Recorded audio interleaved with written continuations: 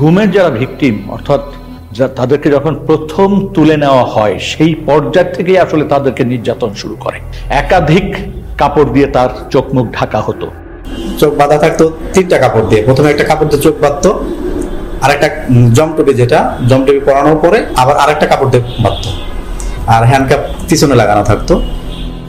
Microbus বা যে পরিবহনে উঠানো হতো তার দুই পাশে যখন থাকতো তারা কিন্তু চেপে থাকতেন, তার হাত করা পরিয়ে ফেলতেন এবং কোনো কোনো ক্ষেত্রে তাদেরকে নীল ডাউন করে রাখা হতো সিটের ওখানে, যাতে বাইরের মানুষ কোনোভাবে টের না পায়। গান বাজনা বাজানো হতো যাতে কেউ ধারণা না করতে পারে যে এই গাড়িতে কাউকে তুলে নেওয়া হচ্ছে।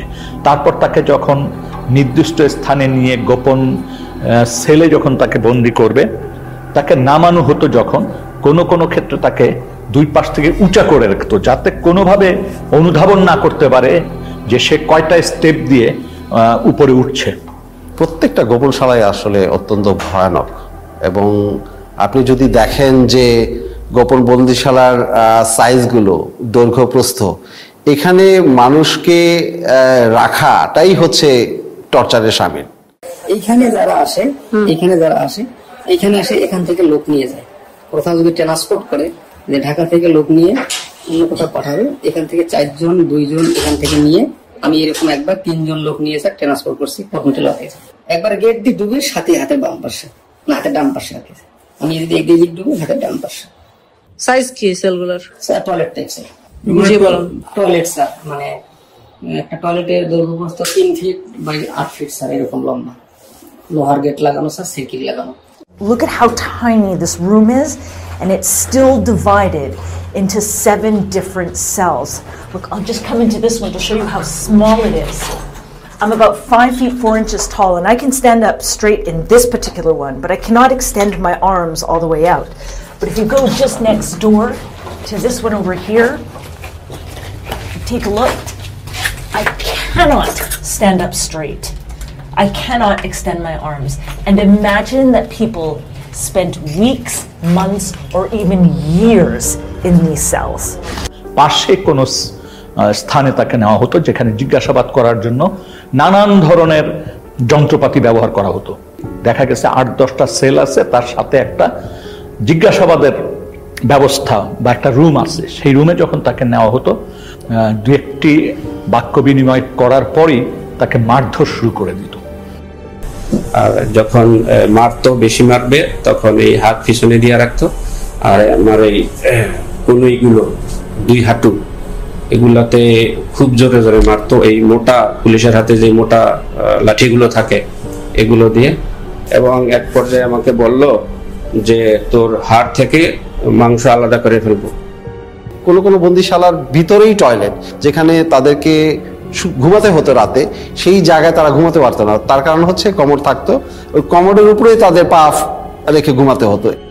আমাকে ওখান থেকে টর্চার করে 2 জনের কাঁধে করে ধরে একটা সংকীর্ণ একটা বাথরুমে বললে চলে, আমি 5 ফিট 8 ইঞ্চি পা লম্বা করলে আমার হাঁটু পর্যন্ত বাথরুমের ভিতরে চলে যায়, মানে এত সংকীর্ণ জায়গা।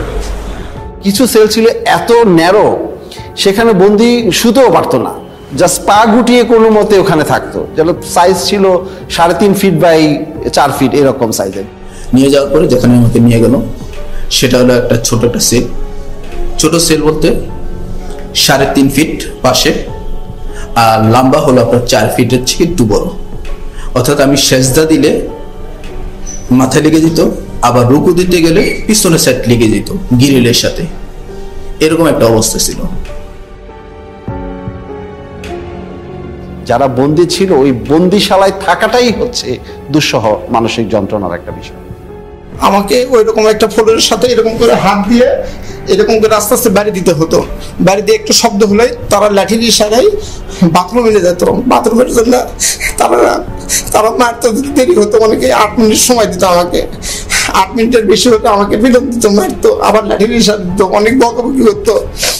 এক ধরনের যন্ত্র ব্যবহার করতে হতো যে হাতে শিকল দিয়ে ওই যন্ত্রের সাথে আংটা পরিয়ে দিয়ে মেশিন চালু করলে তাকে আস্তে আস্তে ছাদের দিকে ঝুলিয়ে ফেলা হতো। এই ঝুলন্ত অবস্থায় ঘন্টার পর ঘন্টা রাখার ঘটনা আমরা শুনেছি। এমনকি মানে 24 ঘন্টার কথাও আমরা অনেক ক্ষেত্রে পেয়েছি। আমাকে ওই ফ্যান লটকায় এরকম একটা এর মধ্যে গামছা দিয়ে এরকম প্রায় 15 দিনের মতো ঝুলে রাখছে। শুধু আমি টয়লেট এবং নামাজ এই দুইটা আর খাবার সময় আমাকে ছাড়া রাখতো, আর এইরকম ভাবে সবসময় ঝুলে রাখছে। কোন কোন বন্দীকে হ্যান্ডকাপ পরিয়ে জানালার গ্রিলের সাথে বেঁধে রাখা হতো সার্বক্ষণিক, এবং সে শুতেও পারতো না, ওইভাবে কোনো মতো বসে থাকতো। এই যে এর জানালার মধ্যে একটা হাতে এই পাশে ঝুলাই রাখছে আর একটা হাতে এই পাশে। এই 5 দিনের মধ্যে 3 দিন এইভাবে আমাকে লকআপের সঙ্গে ঝুলাই রাখা হয়। শুধু একটাই দোষ ছিল আমার, আমি বলছি আমি নিকাব করবো না, আমি পর্দা করি। যেখানে হ্যান্ডকাপ পরা হয়েছে সেখানে কেটে গেছে, রক্ত পড়েছে, তারপরও কিন্তু তাকে নামানো হয়নি, বরং ওখানে পিটানো হতো এবং নানান কথা জিজ্ঞাসাবাদ করা হতো। এই ওনাদের নাম জিজ্ঞেস করতেছে, এর মধ্যে আমাকে কি করলো, পানি ঢাললো, মুখে গামছা দিয়ে পানি ঢাললো, কোথায় আছে বল, কোথায় আছে বল, কোথায়, মানে আমাকে মানে একটা সেকেন্ডের সময় দিতেছে। আমি বলতেছি মুখের মধ্যে ভিজা কাপড় দিয়ে প্রায় 2-3 মিনিটের মতো পানি ঢালতো, আর ওই সময় দেখা যায় আমি প্রায় সময় অজ্ঞান হয়ে যেতাম, আর মুখ দিয়া খুব লোট টোট ইত্যাদি এগুলি বের হইতো, তারপরও তারা হাসাহাসি করতো। কোনো ক্ষেত্রে তাকে চেয়ারে বসানো হতো। চেয়ার আবার 2 ধরনের ছিল। এক ধরনের চেয়ার ছিল যেটা কাঠের ফ্রেম, মানে কাঠের চেয়ার, সেখানে ইলেকট্রিক শক দেওয়ার ব্যবস্থা থাকতো। তো চেয়ারে বসিয়ে ইলেকট্রিক শক দেওয়ার যন্ত্র সাথে সংযোগ স্থাপন করে দিত শরীরে, কখনো কানে, কখনো নখে, কখনো পায়ে, এইভাবে দেওয়া হতো। আমার কানের লতার মধ্যে লাগাইছিল ওই যে কি ওইটা ওই যে কি ইলেকট্রিক ওটা বলতে পারবো না, কিন্তু মনে হলো যে ঠাড়া পড়ে মাথা মধ্যে সুইচ দেওয়ার লাগলে মনে ঠাড়া পড়লো। অনেক ক্ষেত্রে জিজ্ঞাসাবাদের সময় বালতিতে পানি রেখে প্রস্রাব করতে বলা হতো। কারেন্টের শর্ট দিয়েছে, একটা বালতি দিছে, বালতির মধ্যে পানি ছিল, পেশাব করতে দিচ্ছে, অনেক পানি খাওয়ানোর পরে পেশাব করতে দিচ্ছে, পেশাব করার সময় কারেন্টের শর্ট লাগে, পানির মধ্যে যখন পেশাব করে তখন কারেন্টের শর্ট লাগে। বেশ কিছু টর্চার ইনস্ট্রুমেন্ট যেগুলো ধ্বংস করে ফেলা হয়েছে, তার মধ্যে একটা আমরা শুনেছি ছিল যে একটা বালতির মতো, ওটার ভিতরে পা রেখে দিলে আস্তে আস্তে পানি গরম হতো, তখন যথেষ্ট ব্যথা লাগতো। একটা ইনস্ট্রুমেন্ট ছিল যেটা আপনাকে যদি বেঁধে দেওয়া হয় তাহলে ওটা ঘড়ির কাঁটার মতো ঘোরাতে পারতো, 360 ডিগ্রিজ ঘুরতো। র্যাবের কাছে ঘোরে যে চেয়ারগুলো, এগুলো পেয়েছি। স্বাভাবিক একটা চেয়ারে বসানোর পরে আমাকে ওই হুইল চেয়ারের মতো যেমন পা রাখা যায় ওরকম পাদানি আছে, পাদানের উপরে পা রাখার পরে পা থেকে মাথা পর্যন্ত অনেকগুলো বেল লাগায়। তো পা এইগুলো যখন করছে তখন আমাকে কিছুক্ষণ ঘোরানো হয়েছে। একটা পেয়েছি আমরা কিন্তু ময়লার আবর্জনার ভিতরে, মানে ওটাকে ফেলে দেওয়ার জন্যই রাখা হয়েছিল, আমরা যে ওইখানে খুঁজে খুঁজে বের করে এনেছি। কোনো ক্ষেত্রে নখকে বিচ্ছিন্ন করে ফেলা হতো, কোনো ক্ষেত্রে সুই ঢুকানো হতো, এবং কারো ক্ষেত্রে সম্পূর্ণ উলঙ্গ করে ঝুলিয়ে রাখা হতো। মাথা নিচে দিক, পা উপর দিক দিয়ে ঝুলে, আর আমার শরীরে কোনো পোশাক রাখে নাই তখন, একেবারে উইদাউট ড্রেস। তারপরে এই লোকটাই আমাকে 2 জনে একসঙ্গে পিড়াতে থাকে। 2 হাতে বাঁধতো, বাঁধার পরে এমনি বসায়া এই জায়গাটা লাঠি ঢুকাইতো, লাঠি বড় একটা লাঠি ঢুকাইতো, লাঠি ঢুকায় লাঠিটা আমরা দইরা এই যে 2টা চেয়ার নিত, এই 2টা চেয়ারের উপর ঝুলাইতো, আমাদেরকে পিড়াইতো। তারা গান গাইতো, এক সময় মমতাজের গান গাইতো যে বুকটা ফাইটা যায়, এই কথা গান, আবার তুই তো পাগল হয়ে এই গান কই তার পিড়াইতো।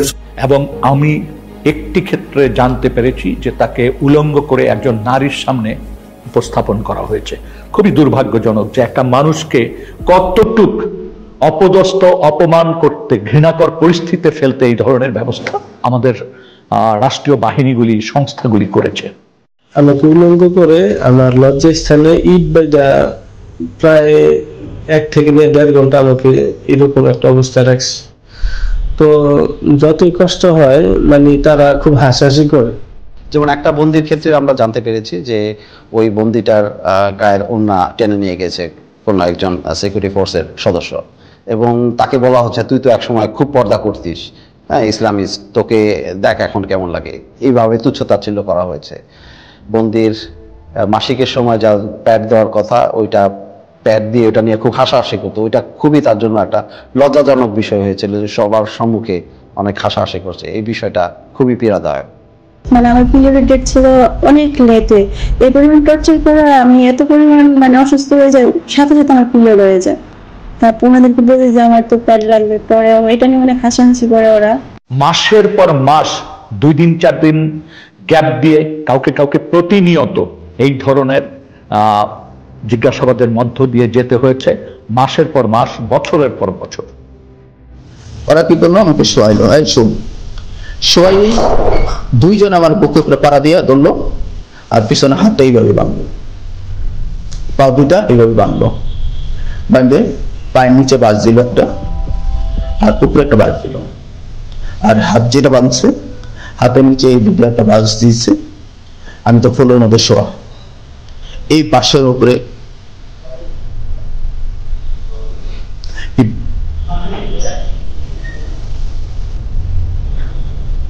বাসের উপরে আমাকে 4-5 জন দাঁড়াই গেছে।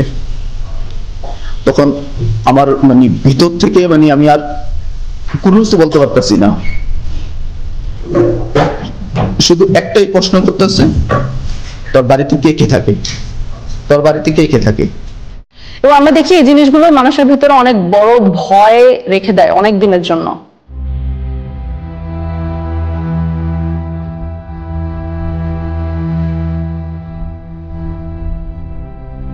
আমাদের অনেক ভুক্তভোগী হায়েস গাড়িকে ভয় পায়, কারণ তাকে হঠাৎ করে রাস্তার মধ্যে থেকে টেনে হায়েস গাড়িতে উঠানো হয়েছে। আমাদের অনেক ভুক্তভোগী এসি রুমকে ভয় পায়, কারণ এসি রুমে টর্চার রুমগুলোতে এসি থাকতো, কারণ আই সাপোজ অফিসাররা যখন এগুলো করতেন ওনারা ঘামতে চাইতেন না। গানটা সাউন্ড আসতোই, মানে ঠিক থাকতে পারতাম না, তার শুধু চিৎকার সাউন্ড আসতো। গান বাজিয়ে মারধর করা হতো যখন সাউন্ড আসতো, মানে কোনো প্রকার আমি তো মানে টেনশন। আমি গানটা আমি কয়েকবার দেখার চেষ্টা করছি, ঠিক মতো আমি দেখতে পারিনি।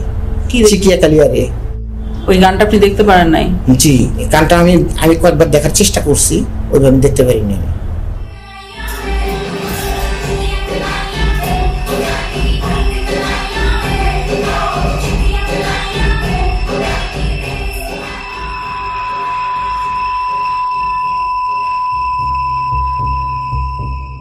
প্রসাবের জন্য আমরা এরকম বাইরেতে দিত ফ্লোরে, এখানে টাক দিলে আমরা আসবো।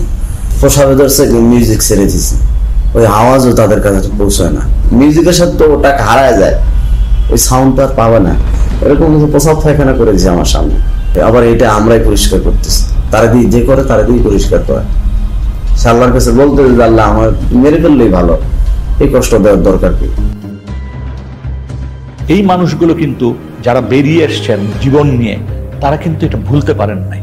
তারা এখনো গভীর রাতে ঘুম ভেঙে যায়, তাদের চিৎকার করেন, এই ট্রমার থেকে কিন্তু এখনো বেরিয়ে আসেনি। বাথরুমে একটা নতুন লাক্স সাবান ছিল, হ্যাঁ, এখন ওই লাক্স সাবানের স্মেল আসলে আমার মাথায় কাজ করে না। আমি লাক্স সাবানের ওই স্মেলটা যদি কেউ আমার সঙ্গে গ্রহণ করবে, আমার মানে আমি ভিতরে অস্থিরতা চলে আসে, আতঙ্কগ্রস্ত হয়ে যায়। আর শুধু যে তারা বেরিয়ে আসে নাই তা না, এই সমাজটাও কিন্তু এক ধরনের ভীতিকর মানে ভয়ার্ত পরিবেশের মধ্যে একটা ভয় সমাজের ভিতর কিন্তু মানে প্রবাহিত